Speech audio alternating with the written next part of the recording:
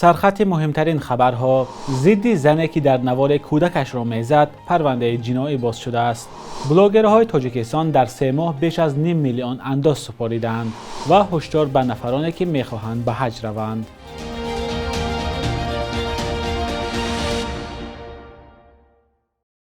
درود بینندگان عزیز، با امید روز و روزگار خوش برای شما برنامه نویدی بامدادی را آغاز میکنیم. امروز 3 می است و ساعت در دوشنبه 9. دادستانی کلی تاجیکستان 2 می گفت نسبت به خالصه شای و ساکن ناحیه دنغره برای زدن فرزند خردسالش با عیب اجرا نکردن عهدهداری عاید به تربیت نابالغ پرونده جنایی باز شده است. بر اساس ماده 174 کدکس جنایی به این زن از 11 تا 29,000 سومان جریمه و یا محدود کردن آزادی به مهلت تا 2 سال را پیش بینی میکند.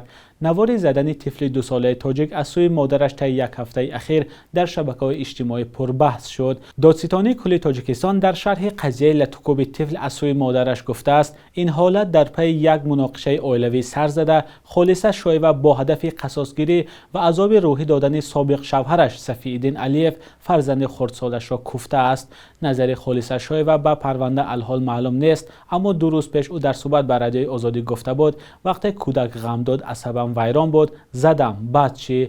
صفی‌الدین علیف پدر طفل و سابق شوهر این زن روز 1 می در صحبت با رادیوی آزادی گفت این بار اول نیست که همسر سابقش برایش نوار زدن و آزاردهی کودک را میفرستد. این نوار خشم کاربران را برانگیخت و بسیاری ها خواستار جزا و پیشگیری از بدرفتاری با کودکان شدند.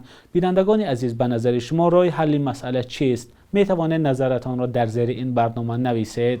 در 3 ماه اول امسال بلاگرهای تاجیکستان به دولت 543,000 سومانی مالیات و یا انداز سپاریدند. در این باره نمایندگان کمیته انداز روز 2 می ضمن یک همایش در دوشنبه خبر دادند. به گفته مسئولین این نهاد تا این دم در تاجیکستان 70 بلاگر در کمیته انداز ثبت شدند و مالیات می سپارند. مقامات همچنین گفتند سال گذشته بلاگران تاجیک قریب 30 میلیون سومانی درآمد گرفته، از آن 1.3 میلیونش را به بودجه دولت سپاریدند. پیشتر مقامات گفته بودند مالیات سپرده بلاگران کم است.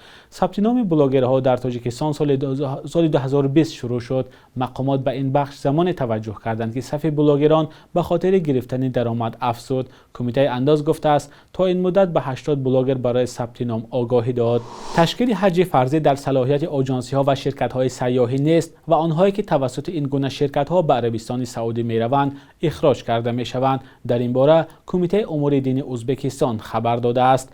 این در حالی است که روزهای اخیر در شبکه‌های اجتماعی شرکت‌ها و آژانسی‌های سیاحی جمهوری ازبکستان درباره تشکیل حج فرضی تبلیغات را به راه ماندند. کمیته امور دینی ازبکستان میگوید که تشکیل و ارسال حاجیان در موسم حج فرضی بر دوش کمیته دین و ریاست مسلمان‌های ازبکستان است. باید یادآور شد که عربستان سعودی تشکیل حج فرضی را با مقامات رسمی کشورها به راه مانده است. ویران کردن ترتیب حج فرضی در حدود عربستان سعودی باعث جریمه و اخراج از آن کشور می‌گردد. آماده است در خبری کمیته امور دینی جمهوری ازبکستان. در تاجیکستان هم فرستادن زائران برای ادای حج فرضی از طرف کمیته دین انجام می شود. مقامات تاجیک تا حال مبلغ حج امساله و سنه سفر را اعلان نکردند. چندین بلاگران تاجیک به واسطه شبکه‌های اجتماعی به مردم زبان انگلیسی می‌آموزانند. یکی از آنها سعدی طاهرزاده است که اکنون در شهر کولاب مرکز آموزشی زبان انگلیسی را باز کرده است. همکارم محمود جان رحمت‌زاده در افتتاح این مرکز اشتراک کرده این گزارش را آماده کرد. کودکان و بزرگسالان همراه سعدی طاهرزاده آمده اند تا مرکز زبان آموزی را باز کنند. همه منتظر باز شدن در مرکز برایشان هستند. طاهرزاده خود در حال گفتگو با مشتریانش برای قبول دانش آموزان است. مرکز آموزش زبان در کلاب از 1 می شروع به کار کرد. جوانترین زبان آموز این مرکز 6 ساله است. مدیر شدن مرکز در شهر کلاب گپ زدیم. البته هستند خواهشمندانی که علاقه نام‌نویس شدند. ما خردترینشون داریم از سن 6 ساله و کلانترینش باشد راستی سن سالشون نمیدونم، اما کارگران هستند. مؤلف بلاگ زبان آموز 2 سال پیش کار خود را از خانه خردی خود آغاز کرد. ویدیوهای درسی خود را ساعتها به نوار می‌گرفت و در صفحه‌های یوتیوب و فیسبوک خود می‌گذاشت. با تدریج از یوتیوب و فیسبوک به اینستاگرام رفت. ویدیوهای درسی خود را کوتاه کرد و تعداد دنبال کنندگان را افزایش داد. ایده باز کردن مرکز از پیشنهاد بینندگان بلاگش برایش به وجود آمد. маркази забономӯзӣ ташкил карданамон ин бигем ана ҳамон хоҳиши аудитория буд, барое ки аксар бачаҳо менависанд ки бо мо дар силовагӣ дар кор омӯхтан дар кор забони англисӣ ва аз ҳисоби ки ман худам дигар соҳа кор мекунам ва соҳаи забономӯзӣ бигем каме дуртар рафтаем, барои хостем ки як марказе кушоем дар шаҳри Кӯлоб. Барои чи дар шаҳри Душанбе? Барое ки дар шаҳри Душанбе аллакай марказҳо ҳастанд, бигем шароит ҳаст, аммо дар Кӯлоб ин шароит камтар ки буд, барои ҳамаи сар кардаем аз шаҳри Кӯлоб. моҳонаи ҳар хонанда аз 100 то 250 сомонӣ аст. Ба донишомӯзони забон аз ду фан таълим дода мешавад: англисӣ ва русӣ, аммо бартарият бештар ба забони англисӣ аст. дарсҳо то 4 моҳ давом мекунад. ин падар ҳам фарзандонашро ба марказ овардааст. ҳама интернет ёфтам ва ман омам ҷаб баъд англиса ёд додарам. дар ин маркази забономӯз аз соати 9 субҳ то 21 шаб боз аст. инчунин соҳибкорон метавонанд дар ин марказ омада забон омӯзанд. дар бинои бахши муассисаи давлатӣ ташаккул ва рушди соҳибкории Тоҷикистон дар шаҳри Кӯлоб яъне таъсис додани маркази омӯзишии забонҳо биомӯз ин аст ки соҳибкорон ва хизматчиёни давлатӣ метавонанд омада биомӯзанд. дар марказ метавонед соҳибкоронеро дид ки мехоҳанд забон ёд бигиранд. асосан барои мо забон омӯхтан ин асосӣ аст, барое ки мо ҳам ба забони русӣ, ба англисӣ ва дигар забонҳо мо бояд рекламаҳои худмонро чоп кунем. саъдӣ ҳоло мегӯяд ки наметавонист бовар кунад ки кораш аз як утоқи хурди хона ба боз кардани як марказ бирасад. дар оғоз саҳифаи забономӯзро барои ҷавонони шаҳри худ боз кард, аммо баъдан муваффақ шуд ҳаводороне аз аксари манотиқи Тоҷикистон ва хориҷ аз кишвар пайдо кунад. ӯ мегӯяд ки то замоне ки ба ин ҷо расид, қолабҳоро шикаст ва тавонист мардумро бо ҳамон шеваву усули хоси худ ҷалб кунад. маҳмуҷон раҳматзода, Озодӣ, Кӯлоб.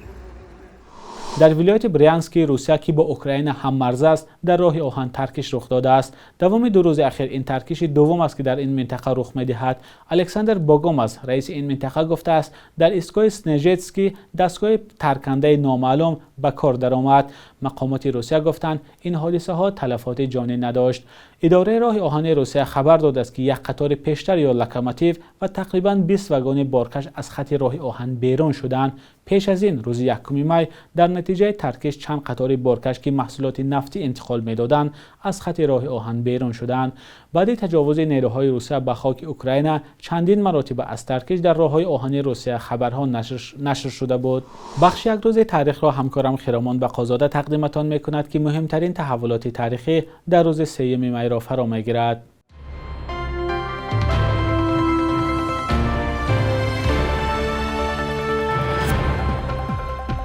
سیوم مای روز آزادی مطبوعات است. در تاجیکستان سالهای آخر نگرانی‌ها از فشار بالای مطبوعات و محدود شدن آزادی بیان زیاد صدا می‌دهد. محدودیت در دسترسی به اطلاع و فشار بالای مطبوعات و ژورنالیستان مستقل برای آنکه مسائل داغ جامعه را مطرح می‌کنند از مشکلات اصلی سالهای آخر شده است. نشریه‌های مستقل اعتراف می‌کنند که در چنین فضا مجبور می‌شوند به سنزور مطلب‌های خود رو بیارند. 3 می سال 2016 در دوشنبه مرافع دادگاهی حقوقشناسان مستقل بزرگمهر یورف و نوریدین محکموف شروع شد که بعد 2 سال مرافعه ها به 28 و 21 سال زندان محکوم شدند. نزدیکان و طرفداران یورف میگویند حقوقشناسی معروف برای اظهار آمادگیش در حمایت از حقوق اعضای بازداشت شده حزب نهضت اسلامی در تیر ماه سال 2015 به جوابگری کشیده شد. نه یورف و نه محکموف هیچگاه عیبنامه را ضد خود اعتراف نکرده، گفتند که پرونده آنها انگیزه های سیاسی دارد. بزرگمهر یورف سال 2020 برنده جایزه حقوق بشر هماهامینی شد. 3 می زادروز یکی از هنرمندان معروف تاجیک عضو دسته رقصی زیبا سیده فیضلی‌یو است. سیده فیضلی‌یو از زمان تأسیس دسته در سال 1978 به حیث رقصنده اساسی کار کرده، چون معروف ترین سیمای این انسامبل رقص‌های ملی نام برآورد. شبانه روز گذشته قرب روبل روسی و هم دلار آمریکایی در بانک‌های تجارتی تاجیکستان تقریباً بی‌تغییر بود. صبح امروز در بانک‌ها 1000 روبل روسی 136 و 100 دلار آمریکایی باشد تا 1091 سوم ارزش دارد. قرب رسمی بانک ملی تاجیکستان برای امروز چنین تعیین شده است.